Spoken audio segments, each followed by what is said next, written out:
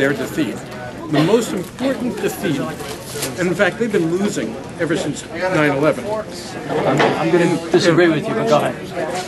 Their most important defeat, if you actually want to learn. I'm here with Joe Klein, Andy from Blue Collar Corner, very famous writer, and we're having a discussion about the Ground Zero Mosque.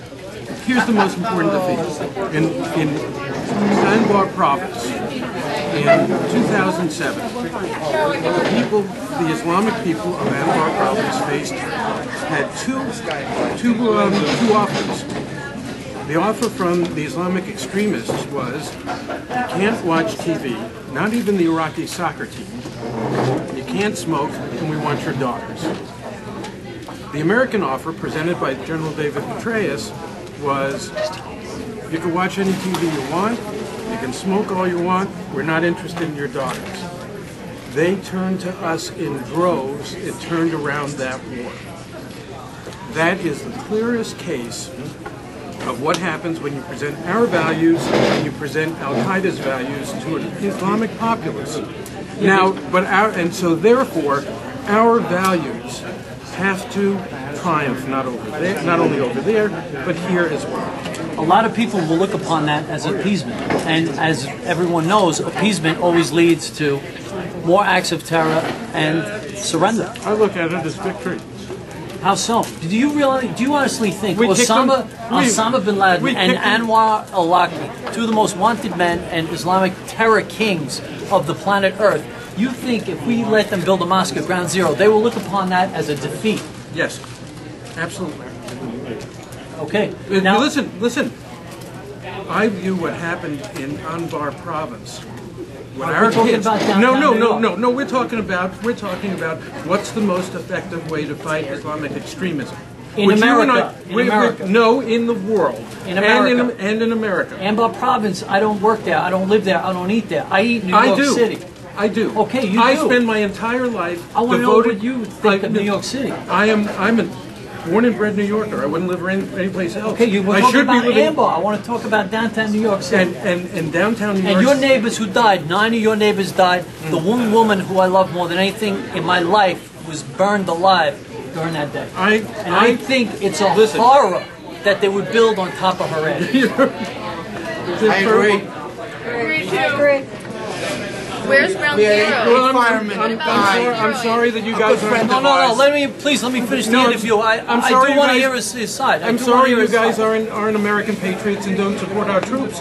But the fact is that General Petraeus has made it very clear that the most important message you can send to keep our troops safe is the message of American values and American tolerance. As we go and kill the bad guys.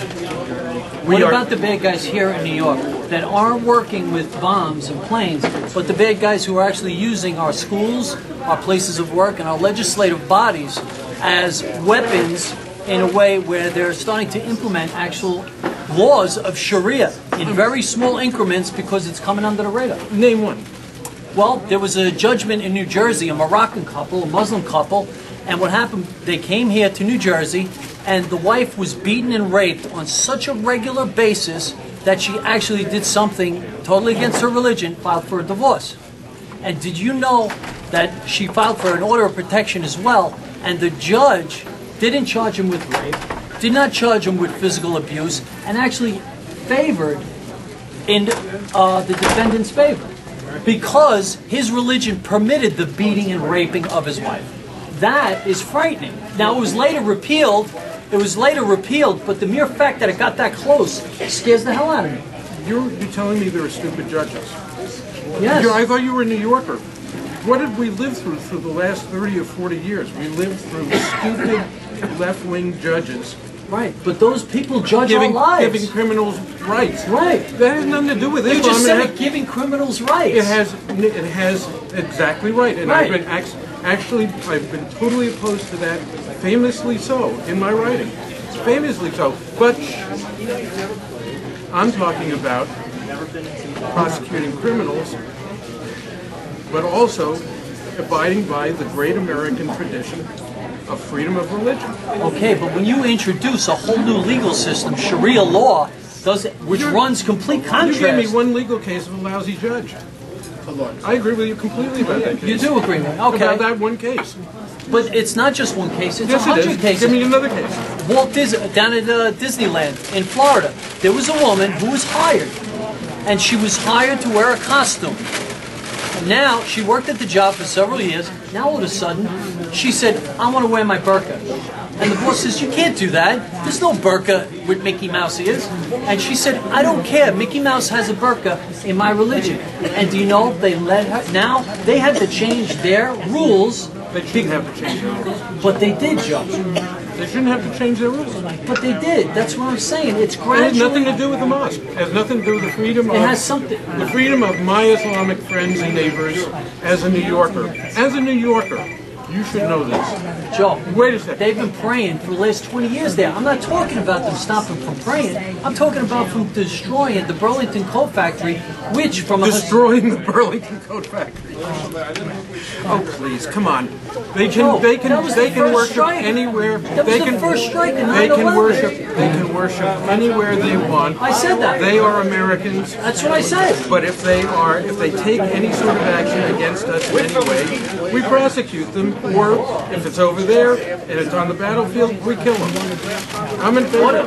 Okay, what about the hypocrisy of the 9/11 Museum? Everybody, listen to this, because you don't know this. The 9/11 Museum. I'm giving you 5 minutes. Thank you, Joe Klein. I want to thank him very much, Joe. Thank you, sir.